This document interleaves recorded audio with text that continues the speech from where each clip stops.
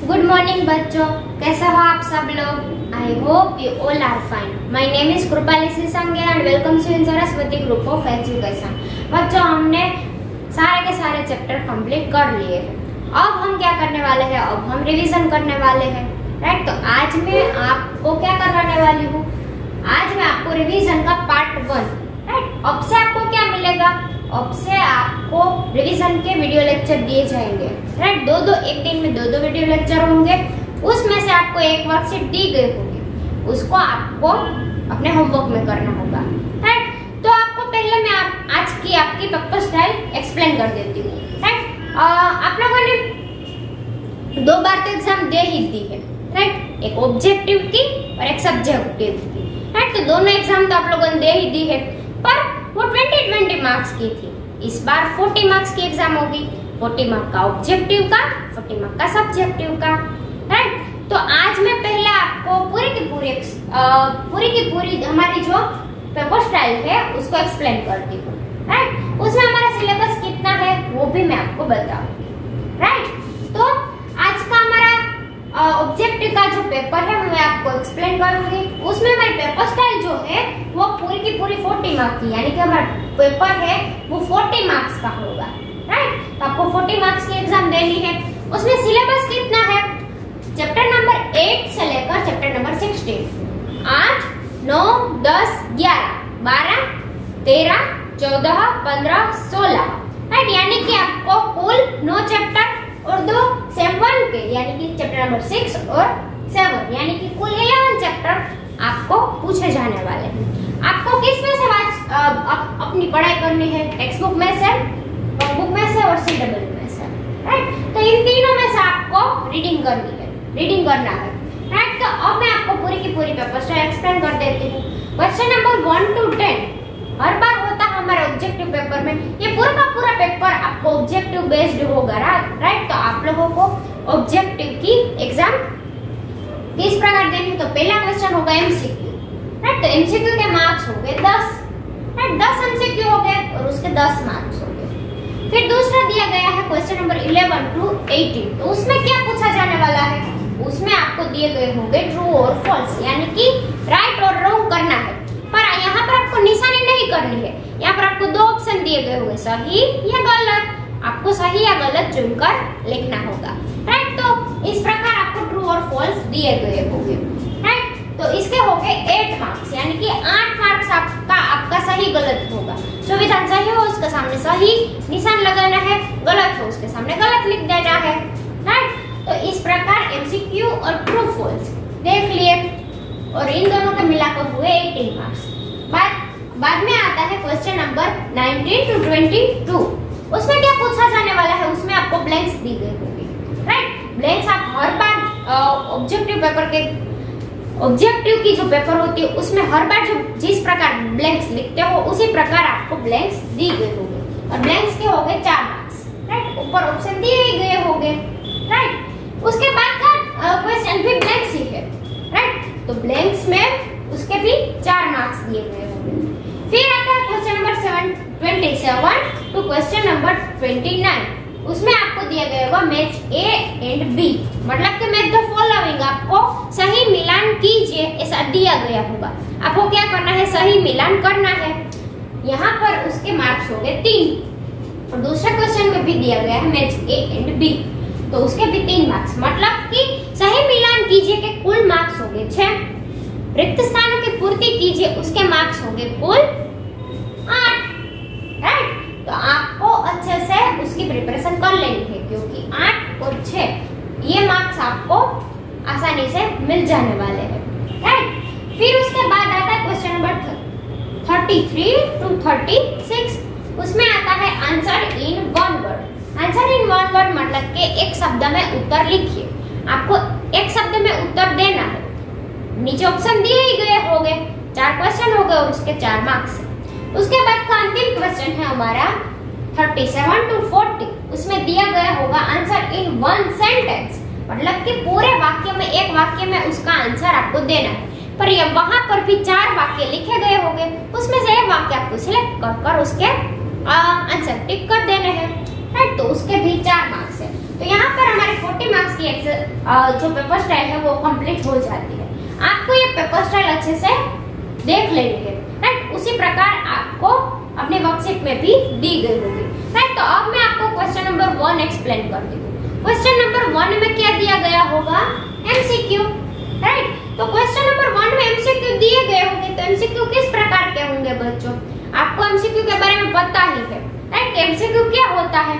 आपको सपोज ऐसा पूछा जाए कि 1 में क्या शुरू हुआ, तो आपको पता ही है 1 में महाराज शेरसिंह ने रंगीला टीवी चैनल का कार्यक्रम शुरू करने की भी घोषणा की थी।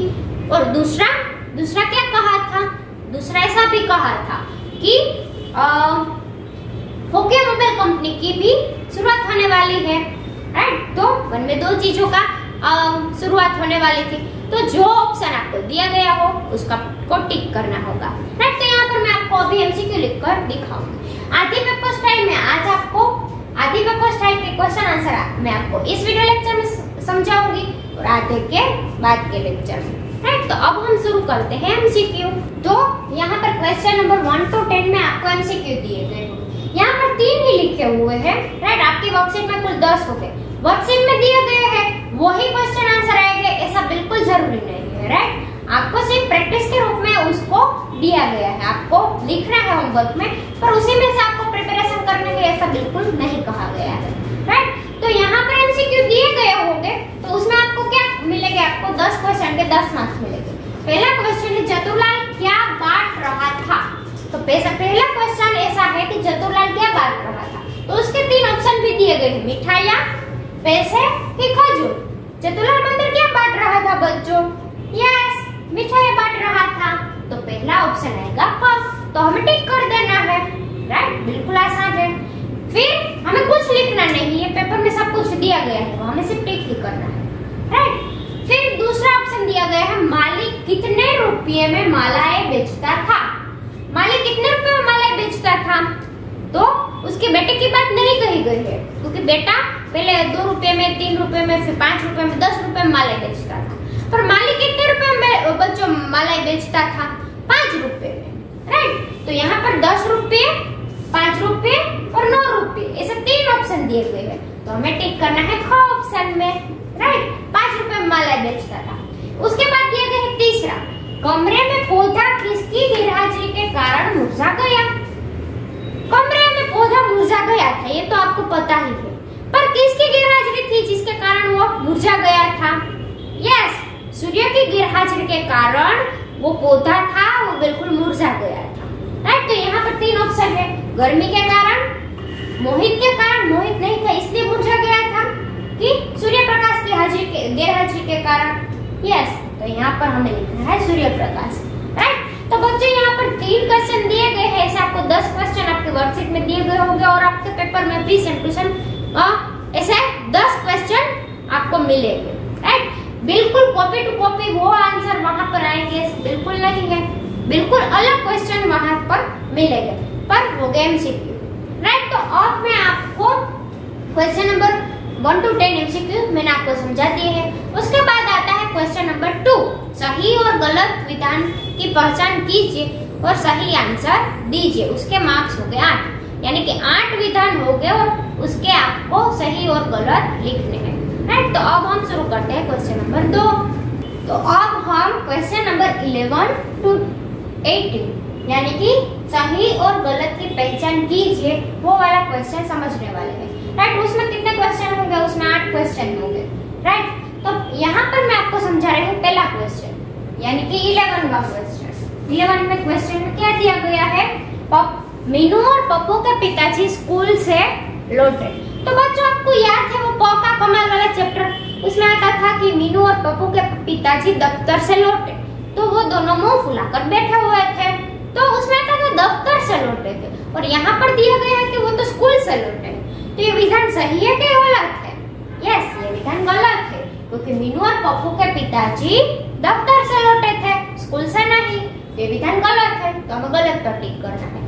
फिर दूसरा क्वेश्चन पूछा गया है कि बाल दिवस 14 नवंबर को मनाया जाता है। ये विधान सही है कि गलत है?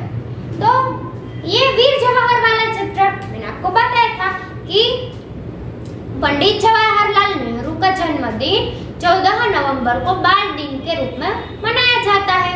और यहाँ पर कितनी डेट दी गई है? यस, 14 नवंबर। तो ये तो विधान सही हुआ, तो हमें सही पर टिक करना है, राइट। तो बच्चों इस प्रकार के आपको यहाँ पर सही गलत दिए गए होंगे पेपर में। आपको क्या करना है? सही हो उसके सामने सही और गलत हो उसके सामने गलत का आपको टिक लगाना है, राइट। आपको सही गलत टिक निशानी नहीं करनी है। आपको यहाँ पर सही गलत लिखा गया होगा, आपको सही के सामने सही और गलत के सामने गलत कर देना है, राइट। तो ऐसे कुल 8 क्वेश्चन हो गए और उन सभी क्वेश्चनों के आंसर आपको लिखने होंगे। सपोज मैं आपको पूछूं कि हमारे प्रथम वड़ा प्रधान नरेंद्र मोदी थे, ये विधान सही है कि गलत बताओ? तो ये विधान बिल्कुल गलत है। हमारे प्रथम वड़ा प्रधान नरेंद्र मोदी नहीं थे, राइट। तो इस प्रकार के आपको आपके सिलेबस में से ही सही और गलत के विधान पूछे गए होंगे, राइट। तो आपको उसको सही और गलत चुनना है। उसके बाद आता है क्वेश्चन नंबर 3, 19 से 22 तक का ब्लैंक्स दी गए होंगे और उसके बाद बाकी क्वेश्चन में भी आपको ब्लैंक्स दी गई होगी, यानी कि टोटल 8 ब्लैंक्स आपको दी गई होगी, राइट। तो उन 8 के 8 ब्लैंक्स को आपको कंप्लीटली फिलअप करना होगा, राइट। तो अब मैं यहाँ पर आपको ब्लैंक्स लिखकर दिखाती हूँ, राइट, कि आपको उसको किस प्रकार फिलअप करना है। तो बच्चों अब हम खाली जगह देखते हैं। 19 से 22 और 23 से 26 का क्वेश्चन कौन सा है? ब्लैंक्स का।